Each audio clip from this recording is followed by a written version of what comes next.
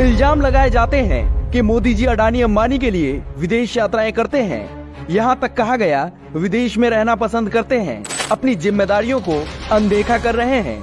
लेकिन आज सब उन विदेश यात्राओं का लोहा मानते हैं। जब दुनिया भारत की तरफ उम्मीदों भरी नजर से देख रही है, आज भारत अपने नागरिकों को दुनिया के किसी भी कोने से बचाने में सफल हो जाता है, वो भी तब जब दुनिया के सुपर पावर देश ऐसा नहीं कर पाते। तो आखिर मोदी जी ने अपनी 63 विदेशी यात्राओं से क्या कमाया है पिछले 9 सालों में? जापान दौरा।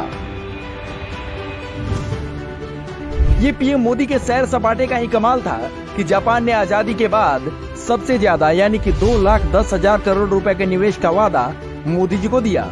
ये बात अलग है कि मोदी जी के बनाए रिश्तों के कारण ही उसने ऐसा किया। यही नहीं, उन्होंने एचएएल के ऊपर 1998 से लगे बैन को भी खत्म करवा दिया।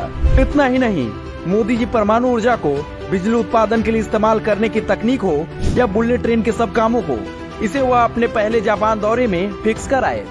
ईरान दौरा। पीएम के सैर सपाटे का ही कमाल था कि भारत ने 2003 से ठंडे बस्ते में पड़े पोर्ट प्रोजेक्ट को रिवाइव किया, वो भी यूएसए की चेतावनी को नजरअंदाज करते हुए।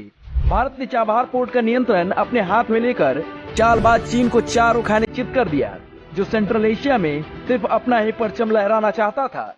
इतना ही नहीं, चाबहार पोर्ट का रास्ता इस्तेमाल कर भारत ने पाकिस्तान को बाईपास करते हुए नया ट्रेड मार्ग भी बना लिया। इजराइल दौरा जुलाई 2017।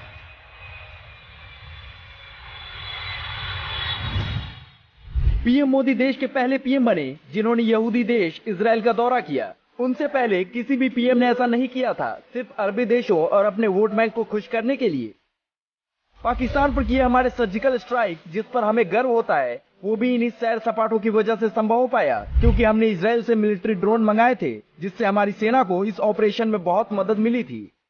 इतना ही नहीं, इजराइल के उद्योगपतियों से हमारे देश में $4.3 बिलियन का निवेश भी लेकर आए हैं, जिसका लाभ हमारे देश के युवाओं को ही मिलेगा। मीडिया आपको चाहे न बताए, पर मोदी जी की इस पहल से पीएम नेतन्याहू समेत पूरा कैबिनेट स्वागत के लिए खड़ा था।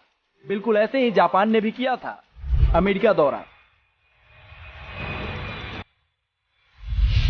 जिन विदेशी दौरों को विपक्ष सैर सपाटा का नाम देता है, इन्हीं की वजह से हम कश्मीर से धारा 370 हटा पाए। हमारी रणनीति की वजह से अमेरिका, चीन सहित किसी भी देश ने हम पर उंगली नहीं उठाई। नहीं तो एक समय था जब कश्मीर में हर समस्या के लिए हमें अमेरिका और यूएन के सामने सवाल जवाब करना पड़ता था। इन्हीं सैर सपाटों का कमाल था कि हमने यूक्रेन रूस युद्ध के बीच अमेरिकी चेतावनी के बाद भी हमने रूस से सस्ता तेल खरीदकर अपने लाखों करोड़ रुपए बचा लिए, और अमेरिका ने किसी भी तरह का प्रतिबंध भी नहीं लगाया। सऊदी अरब दौरा।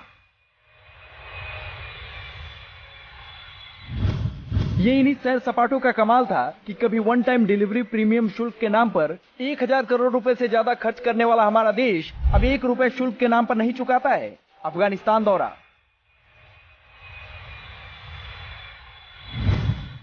पीएम मोदी के इन्हीं सैर सपाटों का परिणाम था कि अफगानिस्तान में सत्ता परिवर्तन के दौरान जिस समय अमेरिकी जहाज तक को वहां उतरने की हिम्मत नहीं हो रही थी, अमेरिकी सैनिकों तक पर हमले हो रहे थे, उस दौर में हम अफगानिस्तान के एयरपोर्ट पर लैंड भी किए और वहां फंसे अपने देशवासियों को सुरक्षित निकालकर वापस ले आए। ये तो कुछ भी नहीं, पहली बार मिसाइल टेक्नोलॉजी कंट्रोल रिजीम में शामिल होना हो, या वासेनार एग्रीमेंट हो, या ऑस्ट्रेलिया ग्रुप का सदस्य बनना हो, या चीन के विरोध के बावजूद आतंकी मसूद अजहर को ग्लोबल आतंकवादी घोषित कराना हो, ये सारे काम पीएम मोदी के इन्हीं सैर सपाटों की वजह से संभव हो पाया है। इसलिए देश के नकारा विपक्ष को पीएम मोदी से सवाल करने के बजाय अपने असफल नेताओं से ये पूछना चाहिए कि वो अपने विदेश दौरों पर सीक्रेट एमओयू क्यों साइन करते हैं, देश विरोधी बयान क्यों देते हैं, दुश्मन देश उनके फाउंडेशन को करोड़ों का चंदा क्यों देता है, ब्रिटेन में बैठकर अपने देश की खिल्ली क्यों उड़ाते हैं, पीएम मोदी को सत्ता से हटाने के लिए पाकिस्तान की मदद क्यों मांगते हैं।